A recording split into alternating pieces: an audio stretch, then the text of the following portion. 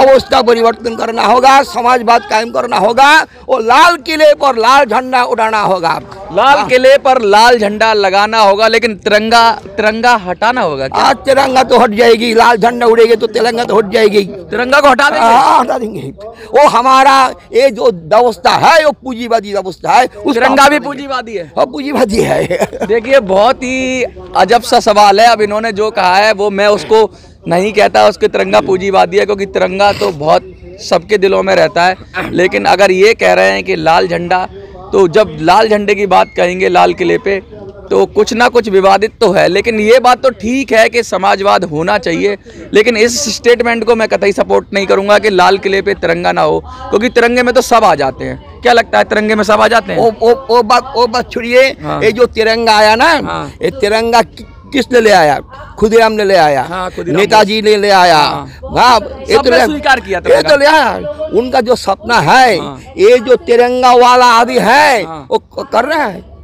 ये लोग गलत कर रहा है, नहीं कर रहा। ये जो तिरंगा है उनका तिरंगा है, ये सुभाष बोस को तिरंगा नहीं। भगत सिंह का तिरंगा नहीं। अच्छा। ये तिरंगा सुभाष बोस का नहीं, भगत सिंह का नहीं, खुदीराम का नहीं। हाँ। चंद्रशेखर आजाद का नहीं। चंद्रशेखर आजाद, खुदीराम, भगत सिंह, सुभाष बोस का तिरंगा अलग तिरंगा था। वो कौन सा था? हाँ, वो तिरंगा तो जनता का तिरंगा था, जिन्होंने लड़ाई किया, आत्म बलिदान किया। अच्छा। तिरंगा के लिए वंदे मातरम बोल के वो आत्म बलिदान दिया। यार ये तो तिरंगा उड़ाया, वंदे मातरम बोलकर जनता को गोली कर रहा है ना? तो फर्क है, हर तिरंगा एक नहीं है भाई।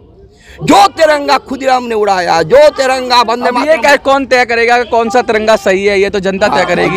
जनता तैयार करेगी। लेकिन ऐसे तो ये भी नहीं कह सकते कौन सा लाल ठीक है। लाल झंडे भी कई लोगों ने उठा रखे हैं। हाँ हाँ, ये लाल झंडा का मतलब क्या है? हाँ। लड़ाई का झंडा, आत्म बलिदान का झंडा।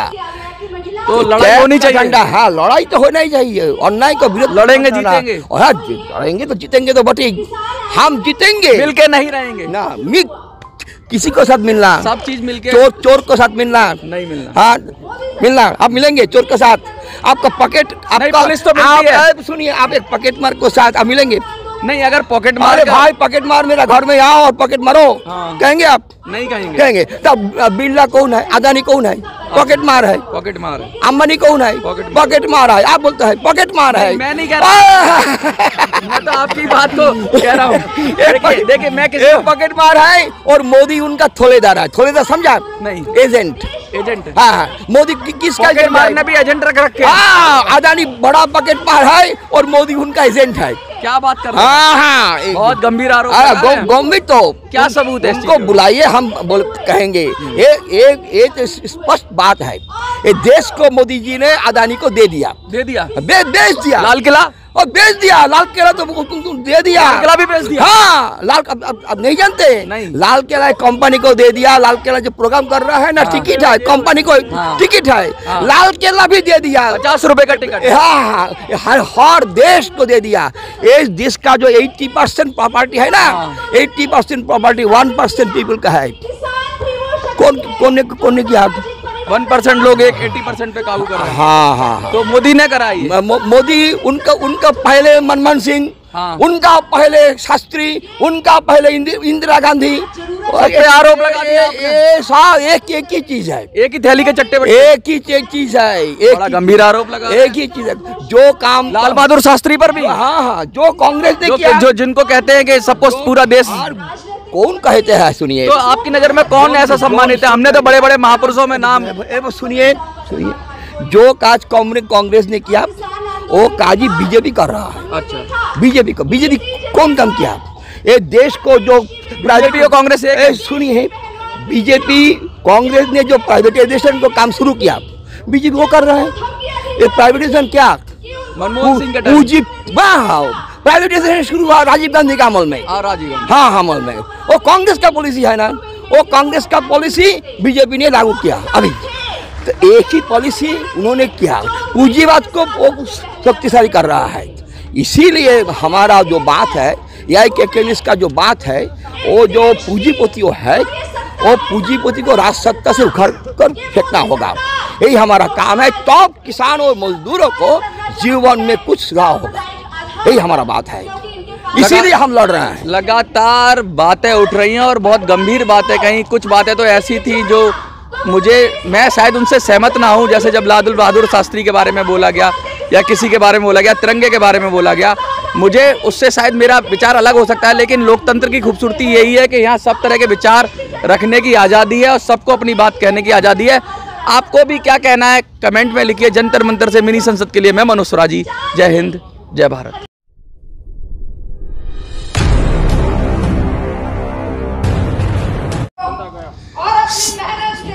संयुक्त किसान मोर्चा नाम तो सुना ही होगा आपने, उसका एक घटक था, उसका एक पार्ट था AIKKMS, जिसने पूरी तरीके से किसान आंदोलन में पार्टिसिपेट किया था और हमेशा से ग्रामीणों, गरीबों, किसानों के लिए पूरे दिन रात काम करते हैं। ऐसे संगठन का 3 दिवसीय प्रोग्राम चल रहा है, पूरे देश में चल रहा है, देश की प्रदेश की राजधानियों में चल रहा है और दिल्ली के जंतर मंतर पर आ रही है, लोग इकट्ठा हुए हैं। मैं बता दूं आपको, सैकड़ों हजारों की संख्या में किसान हैं और जुड़े हुए लोग हैं, ग्रामीण परिवेश से जुड़े हुए लोग हैं, जंतर मंतर आए हैं और ये क्या कह रहे हैं? ये कह रहे हैं कि जो किसान खेत मजदूर संगठन जो कह रहा है, ऑल इंडिया किसान खेत मजदूर संगठन, वो ये कह रहा है कि किसानों का और मजदूरों का हक है, उसको मिलना चाहिए और उनकी मेहनत मिलनी चाहिए। वो चाहे MSP की बात करें, चाहे बिजली बिल की बात करें, बहुत सारे मुद्दे हैं। हमारे साथ महासचिव हैं आपके ऑल इंडिया किसान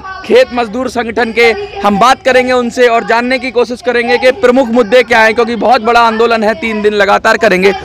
किस किस राज्य में है सर ये हमारा संगठन है? आसाम, त्रिपुरा, पश्चिम बंगाल, झारखंड, उड़ीसा, बिहार, MP, UP, उत्तराखंड, हरियाणा, राजस्थान, दिल्ली देहात में भी है, कर्नाटक, तमिलनाडु, आंध्र, तेलंगाना, केरल, छत्तीसगढ़, ये सब राज्यों में चल रहा है। सब राज्यों से लोग आए हैं? सब राज्यों से लोग आए, प्रतिनिधि आए, जो कुछ प्रतिनिधि आए।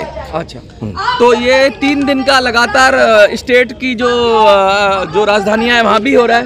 वहाँ भी होंगे, 26 तो 28 नवंबर होंगे। अच्छा, 28 नवंबर पे होंगे। आज से शुरुआत हो गई। आज आज ये आपने बिगुल फूंक दिया। हाँ, बिल्कुल। अच्छा, ये MSP कानून की बात जो कर रहे हैं आप, MSP तो है अभी कुछ प्रोडक्ट्स पर तो होती है, कम्युनिटीज पर, क्या आप चाह रहे हैं कि ज्यादातर किसानों के उत्पाद सब पर हो जाए? नहीं, हमारा सुनिए, MSP का कोई कानून नहीं है और गवर्नमेंट का, सरकार का मर्जी माफिक और दे सकते नहीं दे सकते। गारंटी SP की बात कर रहे हैं हम, गारंटेड MSP की बात कर रहे हैं। गारंटेड लीगलाइज्ड MSP होना चाहिए, उससे नीचे हो ही नहीं सकता। हाँ, गारंटेड लीगलाइज्ड MSP होना चाहिए। MSP हमें कानूनी हक होना चाहिए। अभी MSP है लेकिन वो कानूनी हक नहीं है। कानूनी हक नहीं है। जैसे राइट टू एजुकेशन है, वो नहीं है, वो नहीं है, वो नहीं है। उसी तरह चाह रहे हो कि सरकार दे सकते ना दे सकते। हाँ, सरकार की मर्जी है। सरकार 8% दे, 10% लोगों को दे दे, 20% लोगों को दे दे, या एक कोटा बना दे, वो सब खत्म होना चाहिए। हर किसान का उत्पाद आप कह रहे हैं कि MSP पे बिकना चाहिए। है हमारा मांग ये है,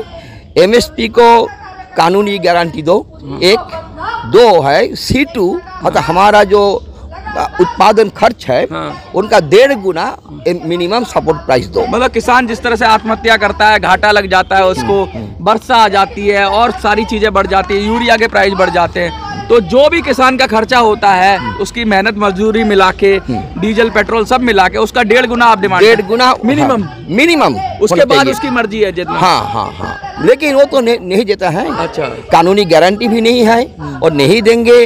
वो जो MSP घोषित किया, मान लीजिए जूट को जो MSP घोषित किया, जूट का प्रोडक्शन कॉस्ट है पर क्विंटल 8,000 रुपीज, वो MSP घोषित किया 5,000 रुपीज, प्रोडक्शन कॉस्ट है 8,000 रुपीज। ऐसा कैसे करते हैं? क्या इनके पास आंकड़ा नहीं होता या फिर ये जानबूझ के? मैंने सेंट्रल गवर्नमेंट के मुझे बुलाया, तब सेंट्रल गवर्नमेंट को जो टीम गया था उनको हमें दिखाया कि ये है हमारा खर्च। अब देखिए, अब कंटेस्ट कीजिए, पर क्विंटल 8,000 रुपीज हमारा खर्च है जूट का, आप देता है 5,000, क्यों? MSP है, ये तो घाटा है। ये तो धोखेबाजी है। धोखेबाजी है, ये किसानों का खत्म का मामला है। ये तो अब कर रहा है, और एक ही चीज, और गेहूं के एक ही चीज हो, चावल के ऊपर एक ही चीज हो, अलग अलग चीज के ऊपर दे रहा है। किसानों पे लगातार कर्ज माफी की बात होती है और सरकार तरह तरह की स्कीम भी लाती है। कर्ज माफी हमारा जरूरत नहीं। अच्छा, कर्ज जो हो गया वो उनको माफ कर दो, अच्छा, तो ठीक है। हाँ। लेकिन हम कर्ज क्यों करेंगे? हाँ। हमारा इनपुट का तुम सस्ता दाम से दो, हमारा खाद, हमारा होगा ही नहीं, कर्जा होगा ही नहीं, हमारा मुनाफा होगा, नाफा होगा तो कर्ज। जानबूझ के ऐसी पॉलिसी बनाते हाँ। हैं जिससे कि कर्ज में किसान दब जाता है, फिर उसको कहते हैं कि हमने तुझे कर्जे से निकाला। यही नीति है। यही उनका नीति है। उनका नीति है प्रो कॉर्पोरेट। मतलब वो मसीहा बनने की कोशिश करती है सरकार कि हम किसानों की मदद कर रहे हैं, असल में तो एक हाथ से दो दूसरे से ले। सुनिए भाई, किसान बुद्धू नहीं। हाँ। किसानों का दिमाग में कुछ है, वो बुद्धू नहीं। सरकार उनको बुद्धू समझा के इस सब काम कर रहा है, बेवकूफ बना रही है। बेवकूफ बना रही है लेकिन किसान बेवकूफ नहीं। किसानों का चिंतन है। सरकार ऐसी थी जो किसानों को बेवकूफ नहीं बनाती थी? सारी किसानों, कांग्रेस को बेवकूफ बनाया, बीजेपी ने बेवकूफ बना रहा है। और जो सरकार आएंगे भविष्य में, इसका इलाज क्या है? इसका ये जो सत्ता है, जो कॉर्पोरेट राज है, वो कॉर्पोरेट राज को खत्म करना होगा।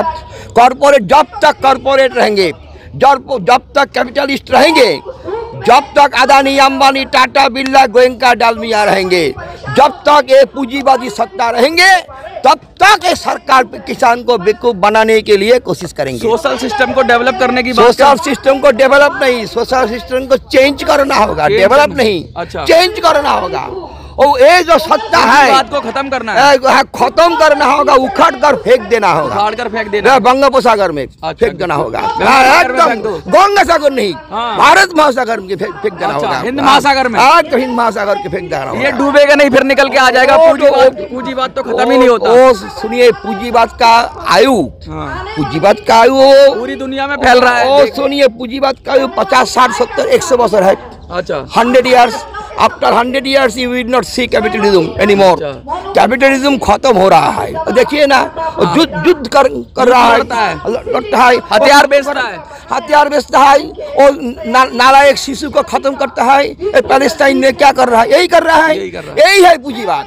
अच्छा, यही है सभी पूंजीवाद। आवश्यक वस्तुओं के और को कहते हैं कि आप सरकार अपने अंडर में ले ले, तो सरकार सरकारी कामकाज करे कि ये व्यापारी का काम करे? सरकार को काम क्या है? आप एक घर का हेड है, मालिक है। तो आपका संतान कहे पिताजी मुझे भूख लगा है, तो आप कहेंगे भूख लगा है तो बाजार में जाओ, पैसा फेंक को खाओ, कहेंगे आप ना? भाई बच्चे बैठो, हम ले आता हूँ, हम इंतजाम करते हैं। हाँ, इंतजाम करते हैं, सरकार इंतजाम करे। हाँ, सरकार तो अभिभावक है ना हमारा, सरकार तो गार्डियन है।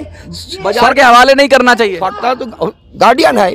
सरकार मुझे नहीं खिलाएंगे, सरकार मुझे शिक्षा नहीं देंगे, सरकार मुझे स्वास्थ्य नहीं देंगे। सरकार का काम क्या है? सरकार का काम है गोली करना, खत्म करना, टीयर गैस चलाना। बिजनेस भी सरकारी कंट्रोल करे? बिजनेस का बात नहीं, ये है जनता के लिए काम। जनता को खिलाना, जनता को शिक्षा देना, जनता को स्वास्थ्य की व्यवस्था करना, यही है सरकार का काम। यही लिए हम सरकार को चुने हैं। सरकार के ये जो सच कहता है, जो आप जैसी बातें करते हैं लोग, आजकल हाशिए पे क्यों चले गए? क्या जनता देखते हैं कि वही कैपिटलिस्ट लोगों को पसंद कर रही है, उन्हीं को वोट कर रही है? क्या लगता है क्या कमी रह गई आप लोगों को? सुनिए, जनता किसी को वोट करेंगे तो 3-4 चोर, 3-4 चोर खड़ा कर दिया। एक ऑप्शन नहीं है, ऑप्शन नहीं जनता के पास। ऑप्शन क्या? वही 3-4 है, वो 3-4 चोरी है ना, और चारों एक जैसे। चार ही तो चोर है। सांपनाथ, नागनाथ, वो सभी एक ही चीज है। फिर क्या ऑप्शन दिया जाए? ऑप्शन कोई नहीं, ऑप्शन तो एक ही मैंने पहले बोला। ये जो सत्ता को उखाड़ कर फेंकना होगा, नए सत्ता तैयार करना होगा, जनता को सत्ता, जनता को राष्ट्र तैयार करना होगा, परिवर्तन की बात, व्यवस्था परिवर्तन करना होगा, समाजवाद कायम करना होगा, और लाल किले पर लाल झंडा उड़ाना होगा। लाल किले पर लाल झंडा लगाना होगा, लेकिन तिरंगा हटाना होगा क्या? आज तिरंगा तो हट जाएगी, लाल झंडा उड़ेगी तो तिरंगा तो हट जाएगी। तिरंगा को हटा देंगे? हटा देंगे। वो हमारा ये जो व्यवस्था है, वो पूंजीवादी व्यवस्था है। तिरंगा भी पूंजीवादी है? हाँ, पूंजीवादी है।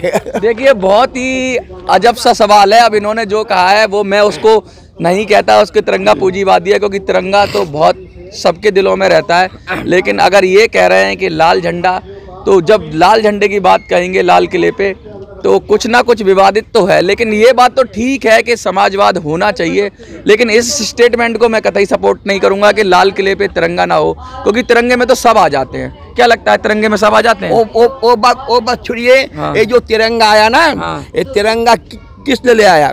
खुदीराम ने ले आया। हाँ, खुदीराम नेताजी ने ले आया। हाँ, ये तो सबने स्वीकार किया ये तिरंगा। तो ले आया। उनका जो सपना है, हाँ। ये जो तिरंगा वाला आदि है, हाँ। वो कर रहा है। ये लोग गलत है, तिरंगा गलत। कर रहा है, नहीं कर रहा। तो ये जो तिरंगा है उनका तिरंगा है, ये सुभाष बोस को तिरंगा नहीं, भगत सिंह का तिरंगा नहीं। अच्छा। ये तिरंगा सुभाष बोस का नहीं, भगत सिंह का नहीं, खुदीराम का नहीं, हाँ। चंद्रशेखर आजाद का नहीं। चंद्रशेखर आजाद, खुदीराम, भगत सिंह, सुभाष बोस का तिरंगा अलग तिरंगा था। वो कौन सा था? हाँ, वो तिरंगा तो जनता का तिरंगा था, जिन्होंने लड़ाई किया, आत्म बलिदान किया। अच्छा। तिरंगा के लिए वंदे मातरम बोल के वो आत्म बलिदान दिया। यार ये तो तिरंगा उड़ाया, वंदे मातरम बोलकर जनता को गोली कर रहा है ना? तो फर्क है, हर तिरंगा एक नहीं है भाई। जो तिरंगा खुदीराम ने उड़ाया, जो तिरंगा वंदे अब ये क्या कौन तय करेगा कि कौन सा तिरंगा सही है? ये तो जनता तय करेगी। जनता तैयार करेगी। लेकिन ऐसे तो ये भी नहीं कह सकते कौन सा लाल ठीक है। लाल झंडे भी कई लोगों ने उठा रखे हैं। हाँ हाँ, ये लाल झंडा का मतलब क्या है? हाँ। लड़ाई का झंडा, आत्म बलिदान का झंडा। तो लड़ाई होनी चाहिए। झंडा, हाँ, लड़ाई तो होना ही चाहिए। अन्याय को विरोध लड़ेंगे, जीतेंगे। हाँ, लड़ेंगे तो जीतेंगे, तो बटे हम जीतेंगे। मिल के नहीं रहेंगे ना, किसी को साथ मिलना, सब चीज मिलके। चोर को साथ मिलना नहीं मिलना। हाँ, मिलना। आप मिलेंगे चोर के साथ? आपका पॉकेट, आपका पुलिस तो मिलती है। आप सुनिए, आप एक पॉकेट मार को साथ आप मिलेंगे? नहीं, अगर पॉकेट मार अरे भाई, पॉकेट मार मेरा घर में आओ और पॉकेट मारो, हाँ। कहेंगे आप? नहीं कहेंगे। कहेंगे। तब बिरला कौन है? अदानी कौन है? पॉकेट मार है। पॉकेट मार है। अंबानी कौन है? पॉकेट मार है। आप बोलते हैं पॉकेट मार है। मैं नहीं कह रहा, मैं तो आपकी बात को कह रहा हूँ। देखिए मैं किसी पॉकेट मार है और मोदी उनका थोलेदार है। थोलेदार समझा? नहीं। एजेंट। एजेंट। हाँ, मोदी किसका पॉकेट मारने भी एजेंट रख रखे हैं। हाँ, अदानी बड़ा पॉकेट मार है और मोदी उनका एजेंट है। क्या बात कर रहे हैं? हाँ हाँ, बहुत गंभीर आरोप लगा है। गंभीर तो क्या सबूत है इस उनको चीज़ का? बुलाइए, हम कहेंगे। ये तो स्पष्ट बात है, ये देश को मोदी जी ने अदानी को दे दिया। दे दिया। बेच दिया। लाल किला और बेच दिया। लाल किला तो दे दिया। लाल किला भी बेच दिया। हाँ, लाल अब नहीं जानते? नहीं। लाल किला कंपनी को दे दिया। लाल किला जो प्रोग्राम कर रहा है ना, टिकट है कंपनी को, हाँ। टिकट है। हाँ। लाल किला भी दे दिया, 50 रुपए का टिकट। हाँ, हर देश को दे दिया। इस देश का जो 80% प्रॉपर्टी है ना, 80% प्रॉपर्टी 1% पीपल का है। कौन ने किया? 1% लोग 80% पे काबू कर रहे हैं। हाँ हाँ, तो मोदी ने कराई है। मोदी, उनका पहले मनमोहन सिंह, हाँ। उनका पहले शास्त्री, उनका पहले इंदिरा गांधी। सब पे आरोप लगा दिया आपने। एक ही चीज है, एक ही थैली के चट्टे पे एक ही चीज है, बड़ा गंभीर आरोप लगा। एक ही चीज है। जो काम लाल बहादुर शास्त्री पर भी, हाँ हाँ, जो कांग्रेस ने किया, जो जिनको कहते हैं कि सबको पूरा देश, कौन कहते हैं? सुनिए, तो आपकी नजर में कौन ऐसा सम्मानित है? हमने तो बड़े बड़े महापुरुषों में नाम। सुनिए, जो काज कांग्रेस ने किया वो काज ही बीजेपी कर रहा है। अच्छा, बीजेपी कौन काम किया? ये देश को जो बीजेपी और कांग्रेस एक। सुनिए, बीजेपी कांग्रेस ने जो प्राइवेटाइजेशन को काम शुरू किया, बीजेपी वो कर रहा है। ये प्राइवेटाइजेशन क्या? मनमोहन सिंह का पूंजी, प्राइवेटाइजेशन शुरू हुआ राजीव गांधी का अमल में। राजीव गांधी, हाँ, अमल में। वो कांग्रेस का पॉलिसी है ना, वो कांग्रेस का पॉलिसी बीजेपी ने लागू किया अभी। तो एक ही पॉलिसी उन्होंने किया, पूंजीवाद को वो शक्तिशाली कर रहा है। इसीलिए हमारा जो बात है, या का जो बात है, वो जो पूंजीपति है, वो पूंजीपति को राज सत्ता से उखाड़ कर फेंकना होगा। यही हमारा काम है। तो किसानों और मजदूरों को जीवन में कुछ सुधार होगा, यही हमारा बात है। इसीलिए हम लड़ रहे हैं। लगातार बातें उठ रही हैं और बहुत गंभीर बातें। कहीं कुछ बातें तो ऐसी थी जो मैं शायद उनसे सहमत ना हूं, जैसे जब लाल बहादुर शास्त्री के बारे में बोला गया या किसी के बारे में बोला गया, तिरंगे के बारे में बोला गया, मुझे उससे शायद मेरा विचार अलग हो सकता है। लेकिन लोकतंत्र की खूबसूरती यही है कि यहाँ सब तरह के विचार रखने की आज़ादी है और सबको अपनी बात कहने की आज़ादी है।